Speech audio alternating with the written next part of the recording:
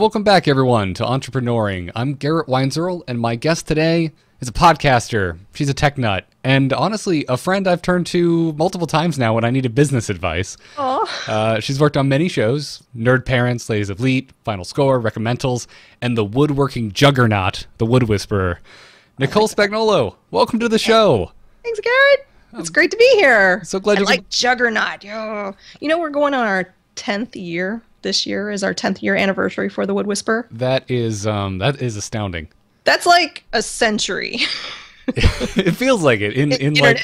Like in internet or like this new media YouTube kind of space, because it hasn't been around that long. So it has changed so much from when we started. It really kind of happened. It's weird. We woke up one day and we're like, oh, okay, so things have changed a bit. We need to adjust our business. So yeah, it's been interesting. Yeah, that's happened quite a bit, and hitting double digits. That's big. I'm hitting 6 years this year as far as doing just podcasting in general, and that seems like a really long time to me. Up with the tech. Yeah, but I feel like a good 4 years of that was just doing it as a hobby for fun / a whole lot of learning. And it wasn't, you definitely learn a lot because there's so many facets to podcasting, and you can, like you mentioned, Nerd Parents and Ladies of Leet. Those are kind of my casual shows. Like that was, and I don't know. Did you say Movielicious? I didn't bring up Movielicious, mostly because I'm so sad that it's not around anymore. So Movielicious was my very first podcast, and I was a co-host with Patrick Beja and Mark Turpin. And Patrick knew me because he knew of the Wood Whisperer, and we met at a convention. And I was so nervous. I was so scared to get on air. I mean, and just that process alone took me a good year to get over. Wow. So yeah, but I missed that show. I didn't know that about you, because obviously when I was first introduced to you, not in person, but in the world of podcasting, where you get introduced to hosts that people you've never met, and you feel like you know them because you listen to them daily. I guess you had been doing it a while, because I definitely didn't get that vibe whatsoever. Oh yeah. I've had over the course of years, I've battled a lot of stage fright. I told you before the show, I was an instructor for adults with software, and I remember just freezing in class. It was in front of a whole bunch of people, and they're looking right at you, and I just went, and I just walked out of the room. Thankfully, I had a backup instructor, but I've had many bumps in the road speaking in front of people. It's been one of my struggles in life, and I'm very happy that I finally figured it out. It took a long time, but I did. So, how did you Did you do anything specific to work on it, or did you just kind of keep thrusting yourself into those situations? I kept forcing myself in the situations, and the whole thing where imagine people naked. Don't ever do that. That doesn't work.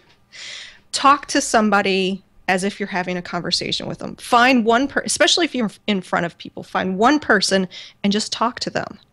And I found that if I was having conversation and I really knew my subject material, that allowed me to be confident. And I always looked at that nervous energy.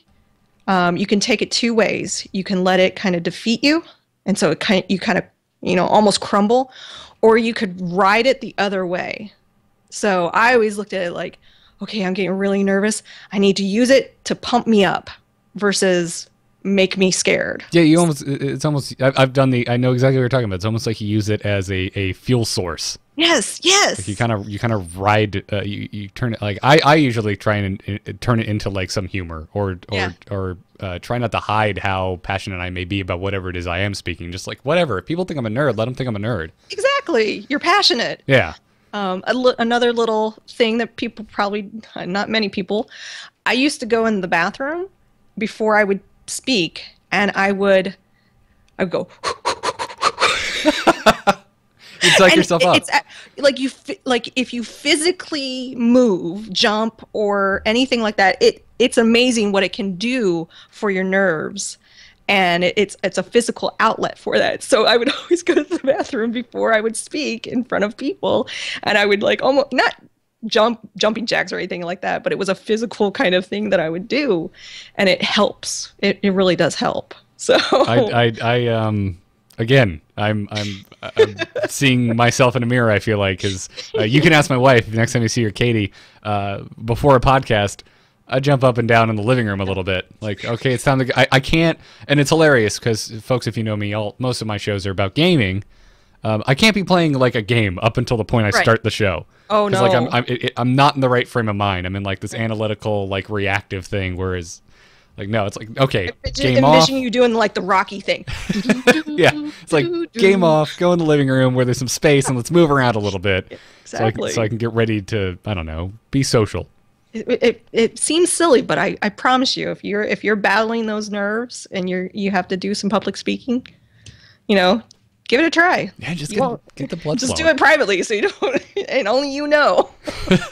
Because the other thing too is it makes you breathe, and Yes. that was something I found very early on, that it's surprising how much I didn't realize how difficult it was to manage your breathing while speaking. Mm-hmm. Because otherwise, and keep a pace. Yeah. So the podcaster's biggest like enemy is dead air. So if you're working, so we're working back and forth. You and I are kind of dancing right now. So I'm speaking and then you pick it up. And so I've been on podcasts where the host just leaves me hanging. I'm like, I'm done talking. You need to pick this show up because this is not my show. The ball is now on your side of the court. Let's move it around some. Exactly. And that is a skill that you have to develop over time. And especially when I first started up, I was very slow to respond, or I would think about something and then we would probably be past that conversation point. Right. So you start to kind of get really quicker in your thinking and your action and doing things like that because you don't want dead air at all. So if your first podcast was with Patrick Beja and Mark Terpster Turpin, you had a trial by fire because those gentlemen can speak a mile a minute, and Patrick, I mean, English isn't even the man's first language. No. And I just recently started doing a show with him for the first time, and then I am never worried about Patrick leaving me hanging. He could do a solo show. He does. Well, trying. He did Pixels solo forever when he first started it. But yeah, I think they probably were easier on me. Like, Nicole, what do you think? And kind of in those early episodes, probably. Yeah, and that's a great tool to have in your back pocket too. Knowing how to set up a pitch, like for people who may be uninitiated. A lot of times it happens when you have, say, a revolving door of guests. Each guest isn't gonna necessarily be the same amount of acquainted with these type of skill sets that we just discussed. Exactly. So it's like, throw them the pitch. Like, what do you think about this? Yeah, they're just good skills to have in your back pocket. Yeah, and because you can use them in social situations too.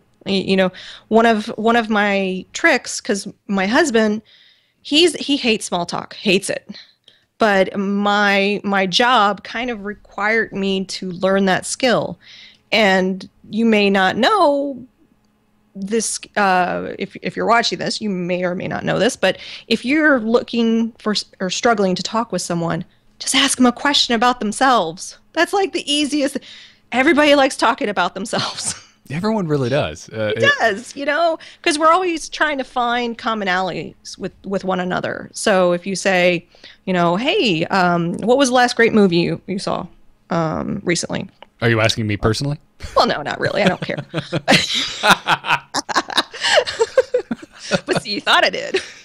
You're very good at this, Nicole. No, I mean, genuinely, you're looking for common topics. So I love movies. I love video games. So when I meet someone new, those are kind of my opening because I want to kind of feel them out. Like, do you like movies? Do you like video games?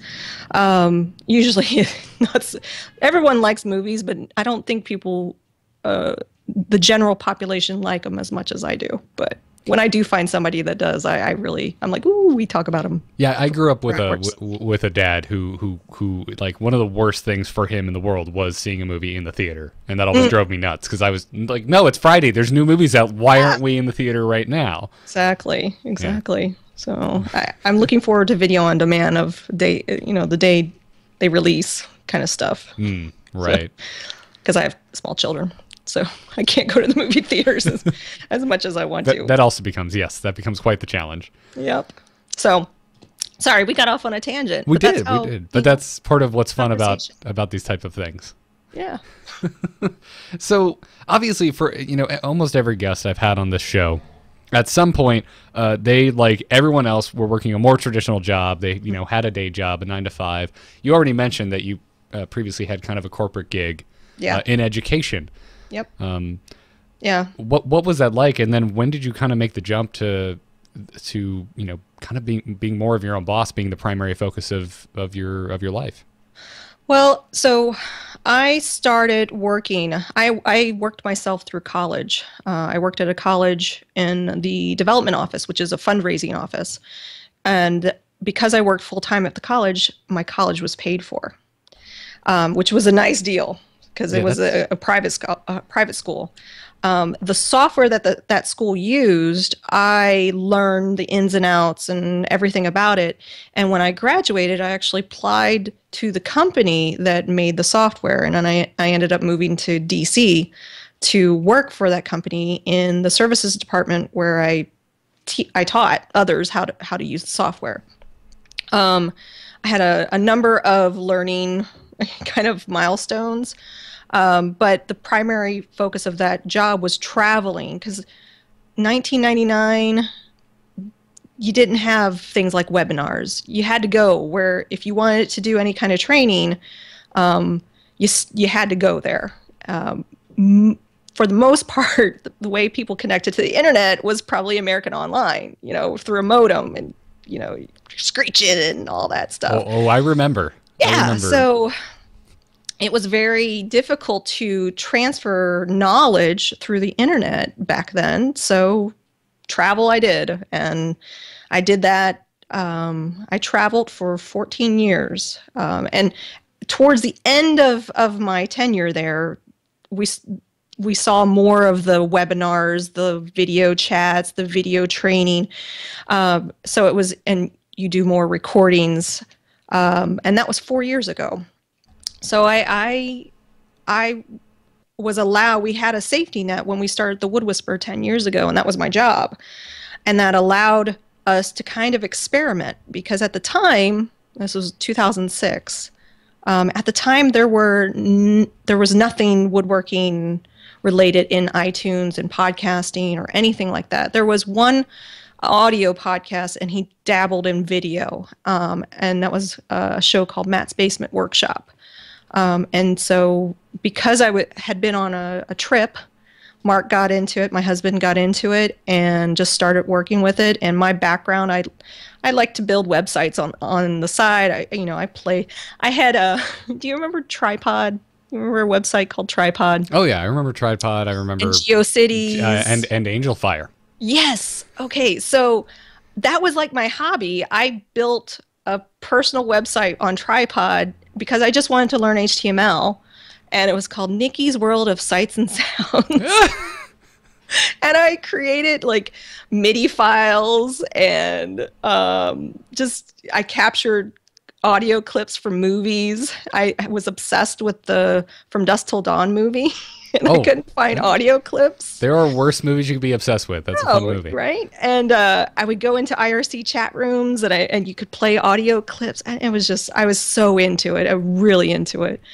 So I had this kind of need and desire to kind of experiment. And that around, when did WordPress come out? It was around 2006 time, 2005. It sounds, I don't know exactly when it started, because I didn't really become affiliated with WordPress until I started getting into podcasting, which for me wasn't until 2010. Because it's a free platform, very easy to use, very easy to install. So that was what we did. I installed the website. I kind of, even on the earlier videos, Mark has an end card of the videos, and it says web design, Nicole Spagnuolo. And to this day, people still think I work on the website, which I haven't in years. My skill level is not that good. The website is 100% John Funk, who is an amazing web developer and designer. So you might see him on Twitter as _funk, and we play video games together. But he's ridiculously talented, and he's 100% responsible for our website. Not me anymore. It's been like 9 years since I've even touched the website. But that's what I did. I helped us get launched, and then I was like, okay, I got to go back to work and start traveling. And honestly, it wasn't until I had my son 4 years ago, and then I went back to work, and then and Mark was like, I can't keep up with this. We're leaving money on the table, basically, because we were having advertisers contact us, and Mark wasn't able to he was focused on making the videos. He couldn't actually manage the companies contacting us. And so we decided that I would quit my job and kind of take over managing the companies that we work with, the ads. I kicked off a giveaway program, which I work with companies. They give me tools. I give them away. It's a monthly thing we do. So I found like all these ways to kind of build community and keep the site kind of moving while he focused on the woodworking aspect of it. My official title is media coordinator. I saw that. I saw that on your About Me. Yeah. So I figure that's about as close as I can get to, what I do, because I do a lot of hodgepodge things. Right. That's something I feel like is a common thread anytime I sit down and talk to anyone like you or like myself. When you start doing your own thing, all of a sudden you're wearing, it feels like 30, 40, 50 different hats. Totally. Yeah. And then when you first start out, it's easy to do because there's your beginning, you're doing kind of a lot. We did all of the marketing kind of guerrilla style in the beginning. I used to call into Leo Laporte's show on the tech guy. That's actually how we found John, our developer. I called into Leo Laporte's show to talk to him about CPMs and how much we should charge for an ad on our website and how much does he charge. We had this whole conversation about CPMs and advertisers, because I'm like, I don't even know where to start because it was such a foreign world to me. And Leo gave me some really great advice, and it helped us as in those early stages.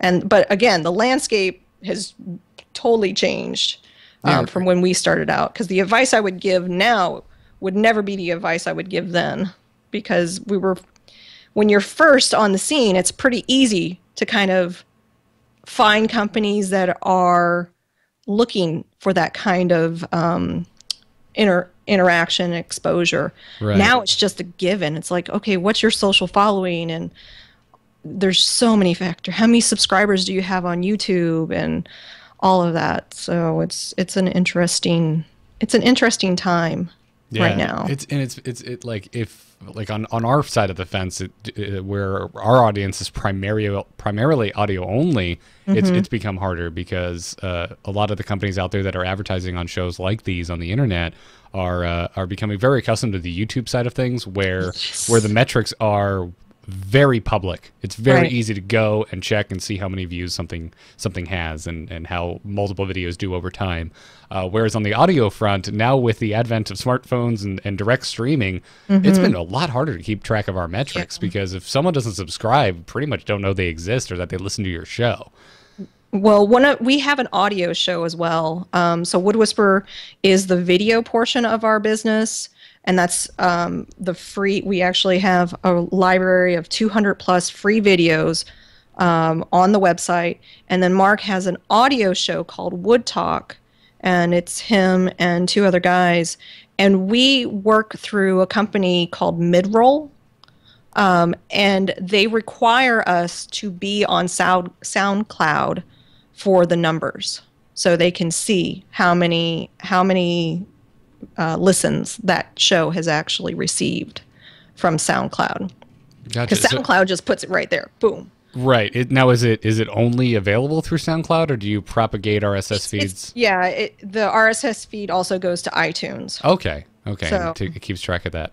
Yeah. I'm totally not taking personal notes while I'm interviewing Nicole to see It's a good thing you're recording how this, I right? may be able to better my my podcast and game. it was a challenge to get that over there, but once we got it all set up, it's just kind of been running itself. Mid-roll is interesting because they require you to, when they sell the ad, you have to then extract the ad and upload it to their system so the company can listen to the ad. And so Mark's like, this is a pain in the ass. I recently picked up a sponsor that works very similarly, where I have to go, like as I'm recording the podcast, if I'm being diligent that day, I'm very bad about this, I'll make a note of the timestamp when it happened. Yeah. And when I'm not being diligent, I forget about that. But either way, I need to go back after I have my finished MP3, snip it out, and send it along with the invoice at the end of each month. Yep. So yeah, you're well aware of that. And it depends on. There's also PodTrack. Have you ever used PodTrack? I have not personally. So but we used to use PodTrack. Speaking of Patrick Beja, going back to him, I believe that's what he's been saying I should go use. Yeah. They do a very similar thing as mid-roll, but they don't require you to upload the ad or anything like that. And I think there's, and depending on the show, I mean, we've talked about numbers.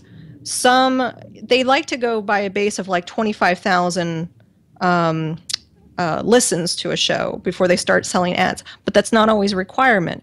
If you have a very niche audience, you could have 10,000 listens, but your audience they find be actionable. They actually get more value from them because they're more diehard fans or something like that. Or that's the interesting thing about the whole kind of new media landscape, because in the olden days of traditional radio and television, you had to have such just immense numbers because the advertising was not targeted at all.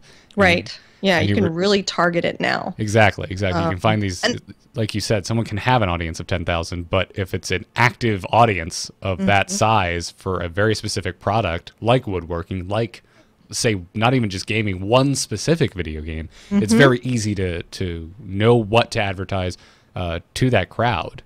Yeah. And so we have 3 prongs to our business. So the free site, the audio show, we also have a forum, but then we have a paid membership site that we have where we have very detailed videos for how to build a certain project, and that's our guild. So you have multiple ways that people can kind of come into the funnel, and we have people that have been with us. They were 8 years old when we started, and now they're 18, and they're now getting into woodworking, and they could probably remember, oh, I remember my dad watching Mark on YouTube, and now I want to build a shelf or something like that, and they find us. Right. So it's an interesting kind of life cycle of how people can find you from one free video and then really get into that hobby and know that they have a very premium, high quality product with our guild that Mark literally walks a person through step by step by step, and he's there for consulting. So like if you get stuck, Garrett, let's say you want to build a bed. Okay. Have you ever built a bed? I have never built I think anything out of wood in my entire life other than a tree house when I was like 10. I can tell you though, if you had the tools, I mean, that's a big part of this. Some people complain, oh, I can't do it because I don't have tools. Well, that's kind of a requirement of woodworking is tools. Whether you borrow them or buy them, you got to have tools. Just don't steal them, please. To do this hobby. You couldn't go kayaking without a kayak. So that's kind of where we're at. But if you had the tools, I could tell you, if you followed Mark's videos and his plans, and then if you had any issues, you could actually call him. You would probably be able to make that bed. We've had a number of people that have never built a single thing. In fact, it's one of I think it's really cool because I'm a big fan of, was Texas Hold'em poker? Right. You remember that show on Bravo? The celebrity Texas Hold'em? Oh, I thought just the game in general. Well, but they turned it into a show. Anyway, the main poker guy he's a guild member, and he had built one of our projects, and he never built anything before. And he's like, "That was great." Oh wow! Like, So look at that! I built this. I built this chair, and it was really cool to kind of see someone that had never built anything build these amazing Adirondack chairs from the plans. So that's kind of what our focus is making sure people can actually follow along, build it, address any questions that they have, and kind of give them a really great online educational experience. So wow. Yeah. So, going back to growing it, I guess going back in time a little bit, because you mentioned your like kind of guerrilla tactics of marketing it and just calling into other shows and having discussions and just so happen to be promoting your product in the same time. Were there any other strategies that you kind of employed to grow the Wood Whisperer over time? Early on, we knew that we had to partner with or align ourselves with other companies that Mark really truly believed in. So he, in his shop, was a fan of a company called Powermatic and another company called Festool. And those were the two companies that we called to say, hey, we're doing this thing. We would love to have your tools in the shows. Would you be a sponsor? And you can't do this today, or maybe you can, I don't know. But I'm sure these companies get calls all the time, because I've given talks about this before, and they probably like, hey, Nicole said I could just call them, and they would listen to me. But that's kind of what we did. Because we were first to market, first to the scene, we had the advantage of saying, hey, companies, let us tell you about this cool thing called podcasting, whether it's video or audio.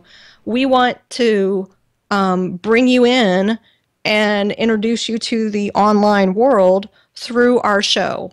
And we, over the years, had been approached by TV a lot. And TV, oh my goodness, that's an interesting animal. When you start getting into like a PBS show, how much it costs to do a PBS show? Hundreds of thousands of dollars. And we're like, we just want 40,000. Can we just get 40? Not 250, 40. Can we get 40? And I mean, those are the kinds of numbers that in the TV world, it just takes a huge crew to film those kinds of shows. And so you're seeing channels like Tastemade. Is it Tastemaker? I think it is. Not familiar with it. If you go on your Apple TV, I think they're even on like Fire TV, they have an app called Tastemade, and they specialize in high quality food videos. So food and travel, and these are podcasts. These are podcasts, but they're done at a really high level. They probably only have they have somebody filming it, and they might have one other person in it. And so they're able to keep that kind of overhead really low. And you're seeing this more and more where shows look really professional to the point where they couldn't be on TV. So they're really disrupting the market by, I mean, you could even, you said Brian Brushwood was on here. I mean, Scam School. Right. I mean, super polished show. Yeah, but it's an internet show. Yeah, for all intents and purposes. There's no reason that couldn't just be on a channel on television. He even ended up getting a show on television as a result of all of these things that he was making himself. Right. Tastemade, by the way. Tastemade. Googling it slowly in the background. I will be looking this up, by the way, because wife and I have been getting a little more into cooking lately. But no, you're absolutely right. You know, if you...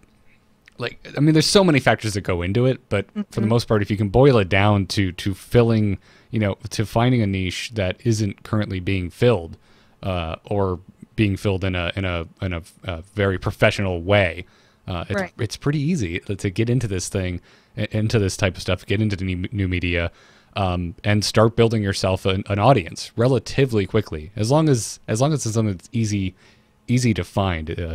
I feel like you need to cast a targeted net. It can't be too wide. Yeah. Well, and I think for us too, from the beginning, I'm like, Mark, we have to focus on what are we about? What do we want? our big goal has always been education and sometimes entertainment, because we can be goofy, for the modern woodworker. So educating woodworkers has always been our kind of motto.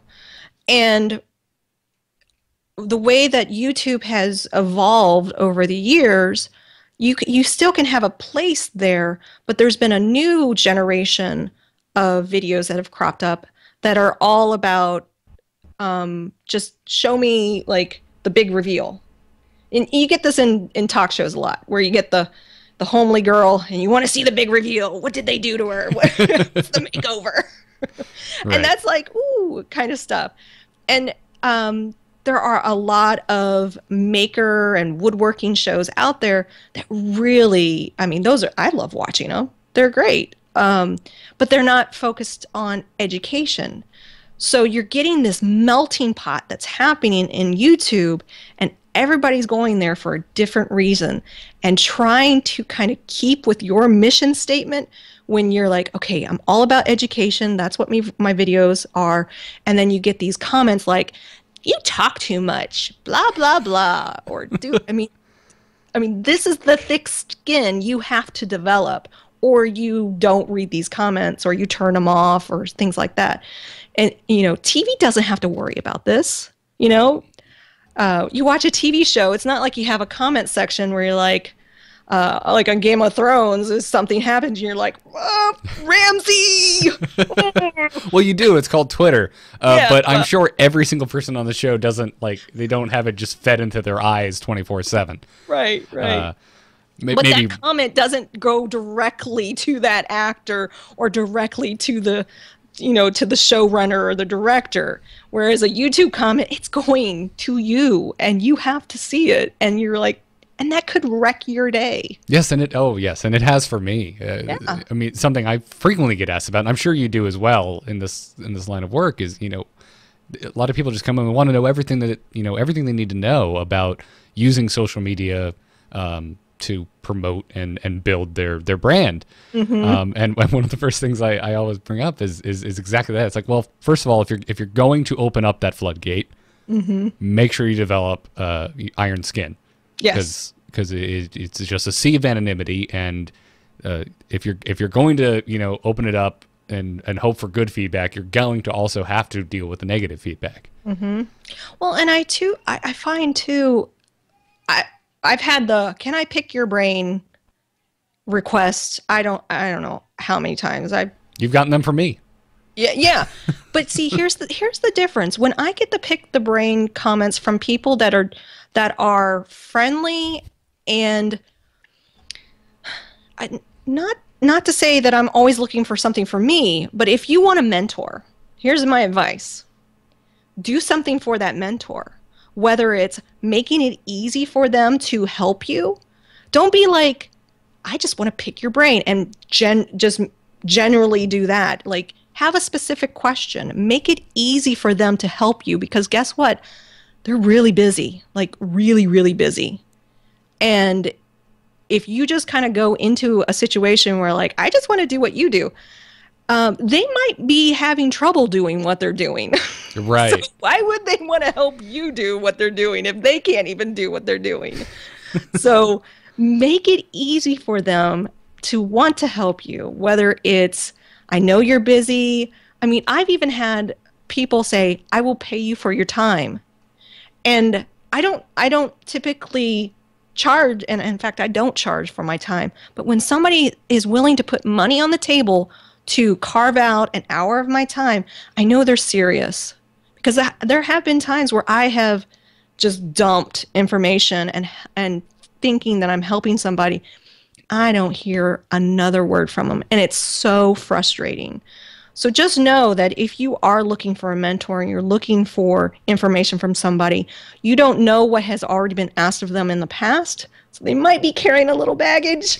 So if I have one more person ask me what microphone I use, I swear to goodness gracious. Actually, that one doesn't bother me all that much because it's easy to answer. Yeah. It's a specific question. What's your gear list? Here, yeah. I have it in a document somewhere, so I can just copy and paste. I specifically wrote a blog post on my website. It's NicoleSpag.com/resources.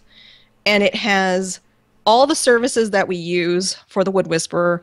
And I have book recommendations. I have video recommendations, talks that Mark and I have done in the past to watch. And I'm like, okay, if you go to that page, take it all in, and come back to me if you have questions. Right. I should do the same. Do your research before you reach out to that person. Like, if you truly want them as a mentor, do your homework. Yeah. So all very good advice. And things I noticed early on, because I know I've bothered you. I've sent Scott Johnson, poor Scott Johnson. I've sent that man countless emails. I could probably find you one of the first emails I sent Scott, and he is bombarded with so much email. I'm surprised he responded to me, because this was back in 2007 when I sent the email, and he was like, "Okay, thanks," and I'm like, "Okay." I was trying to like bond with them over podcasting because I was a huge fan of the Instance, and I'm just like, "Oh, I'm a big nerd. I love you." I geeked out really hard the first time I met Scott. Yeah. And he's such a genuine guy. Like, that's him. And I think when you are genuine with the person, and, I didn't necessarily look to leverage my business with Scott Johnson. I wanted to be friends with him. Like, I wanted to hang out. I wanted to game with him. I wanted to do all these like side things. And even to this day, there are people that have listened to the morning stream. They're like, "Oh, you're Nicole from the Wood Whisperer too?" like I have my Frog Pants world, and then I have my Wood Whisperer world. And it's really kind of neat when they connect, and people don't even they didn't think that was the same person. So yeah, it's kind of fun. I've had a very similar thing. Like for the longest time, you were just a podcaster for me for all the different shows that you were on, Movielicious, and showing up on things like the morning stream. And then I found out, like, on the side, I'm like, oh, she's also part of this giant woodworking website called the Wood Whisperer. I had no idea. Same thing with Brian Brushwood. Had no idea he was a magician. I just thought he was a podcaster. Right. Whenever Mark and I do our talks, we always bring up the best piece of business advice someone gave to us early on, very early on, when we were starting an actual woodworking business. And the advice was, have as many balls in the air as you can possibly handle. Because when one drops, you still have other things that you're doing. So, for instance, when we started our woodworking business, Mark did custom furniture. He taught one-on-one classes. He taught group classes. We sold wood, like burl blanks and veneer. So we did all these little things, and depending on the time of year, so we wouldn't have classes, many people looking at classes, but then all of his commissions, like a bunch of people wanted like custom furniture. And then part of the year, then our sales in the wood would go through. I mean, this type of concept can be applied to podcasting as well. And that's kind of what I do in managing the giveaways and the contests and the advertisers and the guild and all of those things. And kind of just, I feel like sometimes we're spinning plates and I'm like, oh man, this one's slowing down. We got to make it go faster and go over here. Oh, we forgot about this. So it's just a matter of kind of managing all of those things that you're doing. And eventually you grow, and then you bring people in to so we have a store that sells merchandise. I used to manage that store. It's too big now. I can't manage it. So we actually hired somebody. It's a family member, but we hired them. They are an employee, and they run and manage that store. So, and it's a slow growth kind of thing. So yeah, absolutely. That's I wouldn't be able to do this either without one thing is not like enough to keep me going on my own. I have the graphic design, I have the podcasts, I have the video shows that I do for universities. Yeah, it's again a lot of, and it's funny because sometimes I feel like one of the balls that you're juggling, you just kind of sometimes you hold on to it for a while. Like the graphic design one, I'm not really up in the air all that much at the moment, but 2 years ago, it was my bread and butter. Right. So. And then slowly over time, it probably came down a little bit. You picked up other projects. You got to explore. I didn't even mention I do app development. I built an app for our website. Right. And that's one of the things that I'll go, I probably should revisit my app and see what's going on with it. Right, right.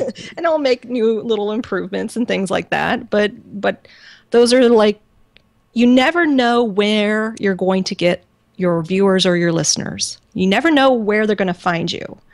Some people install that woodworking app, and that's the only place they know of us. They're like, "Oh yeah, it's on my phone. It's in that app." You mean you have a website? Well, that's honestly not that strange to me, but it's probably strange to other listeners out there. Is that there's some people that they exist only on their iPhone or their iPad, and they get everything just from the App Store. Yeah, and that's their world. Kind of like Facebook for some people, that is their world. That they only exist in Facebook. That's the only place they go. So if you don't have a presence there, you don't exist to them. Yeah, it's a market you're ignoring entirely. Yeah. In that case. So it's an interesting kind of. It's a decision you have to make. Do I want to spend time and energy on getting myself in there? For the longest time, we were in TiVo. You could watch The Wood Whisperer on TiVo. They made it more difficult now since they did an update. But for a long time, we would show up in what's hot on the web. I thought, oh my God, that's so cool. And we found a number of people found us that way. And I really think my background in software has been a big focus because it's always been about the end user experience. And you try to control that experience as much as you can, but a person is going to consume your content or use your website however they feel they want to use it. I mean, we're all guilty of getting into habits, and when something changes, we're like, "Ooh, I don't like that change." I remember, I think it was Mashable that changed their website, and people flipped out. I lose my mind anytime Facebook gets updated or Reddit changes its. The Reddit page I go to changes their theme. It's like, no, the upvote button's in a different place. I don't like change. And you can take that kind of piece of information and apply it to your programming. So we have been conditioned over a long period of time with television to expect a show on a certain day at a certain time. So if you want your audience to grow, you need to be consistent. Yes. These are metrics and things that have been proven over and over again. So same way with on YouTube, the way that channels grow, a lot of content consistently. So especially, I think if you're a video game producer, like if you're playing video games, if you put out videos every single day, that person's going to maybe chain watch all of those videos all at once. So when they are ready to consume that content, not when you're ready to release it. Right. But those are things that you kind of think about. And you can decide, I mean, Mark, he doesn't put it out consistently because he has so many other things that he's doing. So that's always been stuff that we know we could do better on. So things to think about. Absolutely. Well, I told you I get on these shows and I talk forever. No, it's been fascinating, and I've just been enjoying sitting and listening because I've actually been learning as usual, Nicole. Every time I talk to you, I learn more things about how to more effectively grow, what I'm doing. Yeah. So I can only, if I'm sitting here doing that, I can only imagine everyone watching this video is hopefully having the same type of inspiration that I'm having. So I hope so. But thank you so much for coming on, Nicole. It's always a blast talking to you. And honestly, it's been just too darn long since we've been at a con together. So. Well, you know what? Are you going to go to BlizzCon? I'm going to BlizzCon and DragonCon. Are you going to DragonCon this year? No, I'm not. Oh, okay. But you're going to BlizzCon. That's good enough. I'm going to BlizzCon. That's good enough. So sweet. Well, I will see you in November, and I look forward to it. Me too. And where can everyone find you on the web? And I'm a lot. Basically, if you Google Nicole Spag, you'll find everywhere. But you can find me on Twitter at Nicole Spag. I do, when people write to me, like reply me, I try very hard to reply to everyone. On Facebook, I kind of keep that private a little bit. Only my friends are usually friends with me on Facebook. But of course, thewoodwhisperer.com. and the woodwhispererguild.com. If you really want to get into woodworking and you want some awesome, high quality videos, we have a lot of instructors at high schools, shop departments using our videos for tutorials and training. So that's always cool to see. Yeah, that has to be really awesome, right? Yeah. Like other instructors out there, it's like, well, I couldn't explain it better. Here you are. Take a look at this. Mark's the man. Hopefully he'll come on and talk to you. I'll make him come on and talk to you. Awesome. I'm looking forward to talking to Mark. He's always fun to chat with as well. Yeah. So, well, everyone, again, check out thewoodwhisperer.com. Also check out Woodworkers Fighting Cancer, which I think is just a fantastic charity. Yeah, we do that every year. We figure we have an audience. We need to put it to good use. So every year we do a charity drive to raise money for cancer research. And it's one of my projects that Mark and I do, and I love that we do it. So we've raised, I think we're over 80,000 so far. Oh, congratulations! For, that's just cancer research. That is just great. Yeah, so it's pretty great. I love it. Well, awesome. Well, thank you again, everyone. I hope you enjoyed watching this. Do not forget to subscribe, and we will see you next time. Have a great one.